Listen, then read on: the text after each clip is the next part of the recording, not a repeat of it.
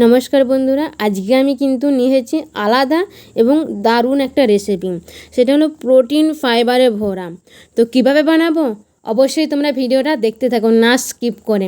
আর তোমাদের কাছে যদি অবশ্যই ভালো লেগে যদি থাকে না, অবশ্যই তোমরা কমেন্ট এবং লাইক করে দিও একটা। হ্যাঁ, তোমরা কমেন্টের মাধ্যমে জানাতে পারো কেমন হয়েছে। তো দেখো এইখানে কি কি উপকরণ লাগছে সেগুলো আমি তোমাদেরকে দেখিয়ে দিচ্ছি। দেখো, গাজর, পেঁপে, আলু, পেঁয়াজ। তোমরা চাইলে এখানে অন্য সবজিও অ্যাড করতে পারো, বাট আমি এখানে অ্যাড করেছি গাজর, পেঁপে, আলু।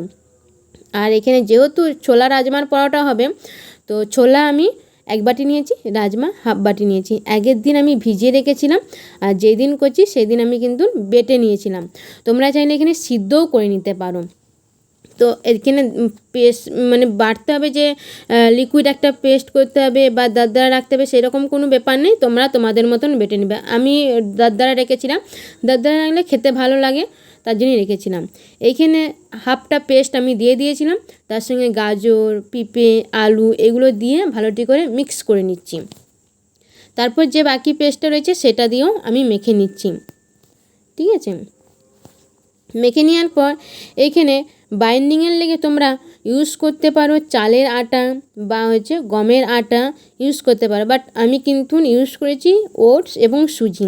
বা তোমরা চাইলে ওটসও ব্যবহার করতে পারো বা সুজি, যে কোনো একটা দিয়েও করতে পারো, কিন্তু আমি দুটোই দিয়েছি। তো ওটস দিয়েছিলাম আমি 2 হাতা, সুজি দিয়েছিলাম 1 হাতা। এখানে আমি গুঁড়ো করে নিয়েছিলাম মিক্সার গ্রাইন্ডারে। তোমরা চাইলে যে ওটস এবং সুজি যে গোটা থাকে সেগুলোও দিতে পারো। আর এখানে কিন্তু জলের পরিমাণটা বলে দিই, তোমরা কিন্তু জলের পরিমাণটা দেখে দিবে। কেননা কলাই মানে পেস্টটা যখন করি তখন জল দিতে হয়, জল দিয়ে পেস্ট করতে হয়, তাহলে ময়েশ্চারাইজার থাকে, সবজির একটা ময়েশ্চারাইজার থাকে, তাহলে জল এখানে বেশি লাগে না। তো আমার এইখানে মিক্সার গ্রাইন্ডারটা ধোয়া জলটা দিয়েছিলাম, আমি কিন্তু আর এক্সট্রা করে জল দিইনি, তোমরা হয়তো অবশ্যই দেখেছো। আর এখানে মশলা দিচ্ছি, কালারের লেগে হলুদ দিচ্ছি, তোমরা হলুদটা অ্যাভয়েড করতে পারো বা দিতেও পারো, কোনো অসুবিধা নেই। আর টেস্টের লেগে নুন দিয়েছি, এখানে গোলমৌরি দিয়েছি 1 চা চামচ, আর চিলি ফ্লেক্স দিয়েছি 1.5 চা চামচ। এইখানে জিরে, আদা এবং কাঁচা লঙ্কাও বাটা ছিল, এখানে পেস্ট আমি দিচ্ছি। কেন একটু ঝাল ঝাল আমরা খেতে পছন্দ করি, তো তাই ঝাল ঝাল করেছি একটু। আর এখানে একটু চিনি দিয়েছি, তোমরা চাইলে চিনিটা অ্যাভয়েড করতে পারো, চিনি অ্যাভয়েড করতে পারো। আর সবজির জন্য আলুটা তোমরা চাইলে অ্যাভয়েড করতে পারো, কিন্তু আলুটা দিলে খেতে কিন্তু ভালো হয়। ঠিক আছে, আর এখানে যে আমি সবজি গাজর বা পেঁপে দিয়েছি, তোমরা এখানে লাউটাও দিয়েও করবে। লাউটাও দিয়ে করলে না খুব ভালো হয়, কেন আমি লাউ দিয়েও এর আগে করেছিলাম, ভালো হয়েছিল। বাঁধাকপি, গাজর, ফুলকপি যে সবজিগুলো আসছে, বিনস, এগুলো দিয়েও তোমরা করতে পারো। তো আমি এটা মেখে 10 মিনিটের মতো রেস্টে দিয়েছিলাম। সকালবেলায় তাড়াহুড়োর মধ্যে 10 মিনিট রেস্টে দিয়েছিলাম। তোমরা চাইলে আধা ঘন্টা বা 1 ঘন্টা রেস্টে রাখতে পারো। গোল গোল বল আকারের করে নিয়েছিলাম আমি, করে নিয়ে কড়াইয়ে তেল ব্রাশ করে নিয়েছিলাম। তেল ব্রাশ করে নেওয়ার পর আমি এইখানে আঙুলের সাহায্যে আমি মানে পরোটাটা আকার দিয়ে দিচ্ছি। তোমরা চাইলে এখানে ননস্টিকের তাওয়াও ব্যবহার করতে পারো, বাট আমি কড়াইয়ে করেছিলাম। ঠিক আছে, তো এখানে 1 পিঠ হয়ে গেলে আরেক পিঠ আমি উল্টিয়ে আবার থালা চাপা দিয়ে দিচ্ছি। এখানে থালা চাপা দিয়ে করছি কেন তাড়াতাড়ি হয়ে যায় বলে, আর খেতেও ভালো হয়। তো আমি একটা তোমাদেরকে দেখো প্লেন করে দেখাচ্ছি, প্লেনটা করে দেখালাম। তো তোমরা এখানে তড়কা দিয়েও করতে পারো। তড়কাতে তোমরা কি ইউজ করবে, কারি পাতা তিল ইউজ করতে পারো, বা কারি পাতা তিল সর্ষে ইউজ করতে পারো, বা কারি পাতা জিরে ফোড়ন, হ্যাঁ, সর্ষে বা কালো জিরে, এগুলো তোমরা ইউজ করতে পারো। আর এর সঙ্গে ধনে পাতাও তোমরা ইউজ করতে পারো। দেখো আমি তাড়াহুড়ো, সকালবেলায় যেহেতু তাড়াহুড়োই থাকে, দেখো তো তাড়াহুড়োর মধ্যে পেঁয়াজটা একটা সাইডে রয়ে গেছিলো বলে পেঁয়াজটা অ্যাড করতে ভুলে গেছিলাম, তো মাঝখানে আবার পেঁয়াজটা অ্যাড করে নিচ্ছি। আর এখানে আমার ঠান্ডা লেগে গেছে, সত্যি গলাটা বসা বসা লাগছে। তো তোমরা যদি না কেউ বুঝতে পারো তাহলে অবশ্যই তোমরা কমেন্টের মাধ্যমে জানাবে। ঠিক আছে,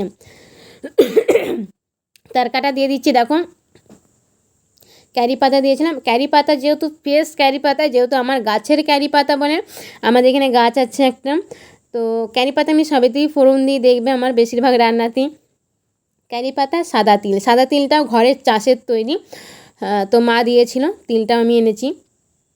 তো তোমরা চাইলে দোকান থেকে কিনে নিতেই পারো। তো এইরকম করে আমি এটাও দিয়ে দিচ্ছি। তোমরা বড় সাইজও করতে পারো বা ছোটো সাইজও করতে পারো, বড় সাইজেও ভাল লাগবে, ছোটো সাইজেও ভাল লাগবে। ঠিক আছে, থালা চাপা দিয়ে দিয়ে করবে অবশ্যই। হ্যাঁ দেখো এটা কি নয়, বাচ্চাদের টিফিনে দিলে কী বলো তো অনেকক্ষণ ধরে পেটটা ভরা থাকে। আর যেহেতু প্রোটিন ফাইবারে ভর্তি, দেখো মানে কলাইয়ের যে খোলাগুলো রয়েছে প্রচণ্ড পরিমাণে ফাইবার, গাজর দেওয়া রয়েছে ফাইবার, পিঁপেটা দেওয়া রয়েছে, পেটের আমাদের গাট হেলথকে ভালো রাখে, হ্যাঁ সুস্থ রাখে। প্লাস যে রাজমা কলাইটা দিয়েছে না সেগুলো প্রোটিনে ভরপুর, তো এটা কোনো অসুবিধাই হবে না। তো আর যারা হচ্ছে ধরো আমার বাচ্চা যেমন আর্মিতে পড়ে, আর্মি পাবলিকে পড়ে, তো সকালবেলায় 6:30টার সময় যায়, আসে 3টের সময়।